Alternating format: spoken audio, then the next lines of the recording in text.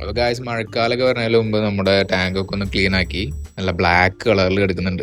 അപ്പോൾ ഈ tank clean ആക്കിയപ്പോൾ ഇതിലത്തെ ഫിഷസിനൊക്കെ ഞാൻ പോണ്ടിലേക്ക് മാറ്റിയിട്ടുണ്ടായിരുന്നു കേട്ടോ. പക്ഷെ ഇതിൽ വേറൊരാൾ കിടക്കുന്നുണ്ട് കേട്ടോ. നിങ്ങൾക്ക് ഓർമ്മയുണ്ടോയെന്ന് അറിയാം, ഞാൻ റീലിട്ടുണ്ടായിരുന്നു. നമ്മുടെ റോക്കിക്ക് തീറ്റയായിട്ട് കൊണ്ടുവന്ന ഒരു 4 പിലോപ്പി ഉണ്ടായിരുന്നു. അതിൽ ലാസ്റ്റ് ഒരു സൈസുള്ള ഒരുത്തുണ്ടായിരുന്നു. അവനെ പിടിച്ചിട്ട് ഞാൻ ഈ ടാങ്കിലിട്ടുണ്ടായിരുന്നു കേട്ടോ. നിങ്ങളൊക്കെ വളർത്താൻ പറഞ്ഞിട്ട് കേട്ടതാണ്. പക്ഷെ ആളിത്തിരി ജഗ പുകയാണ്.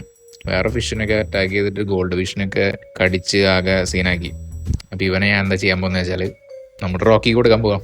അപ്പം ആള് ഇവിടെ കിടന്ന് ഏകദേശം ഒരു 5 ഇഞ്ച് സൈസൊക്കെ വെച്ചിട്ടുണ്ട് കേട്ടോ. നല്ല തീറ്റയാണ്. ഗോൾഡ് ഫിഷിന് ഇട്ട് കൊടുക്കുന്ന തീറ്റയൊക്കെ ഇവൻ തന്നെ തിന്നണം. പിന്നെ നമുക്ക് നേരെ നമ്മുടെ റോക്കിയുടെ അടുത്തേക്ക് പോവാം. അപ്പം ഞാൻ ഒട്ടുപൂച്ചയ്ക്ക് ഒന്ന് കാണിച്ചു കൊടുക്കുന്നുണ്ട്. ഒട്ടുപൂച്ചയുടെ അവസ്ഥ ഇത്തിരി പരിതാപകരമാണ്.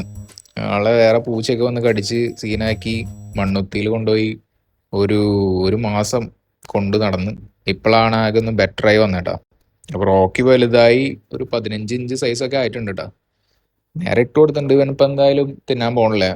അവൻ്റെ സ്വഭാവം അനുസരിച്ച് അവൻ രാത്രി ആ ഫിഷ് ഉറങ്ങുമ്പോഴായിരിക്കും ഇവൻ അവനെ പിടിച്ച് തിന്നാൻ. അങ്ങനത്തെ ഒരു മൈൻഡാണ്. അപ്പം നമുക്ക് അടുത്ത വീഡിയോ കാണാം.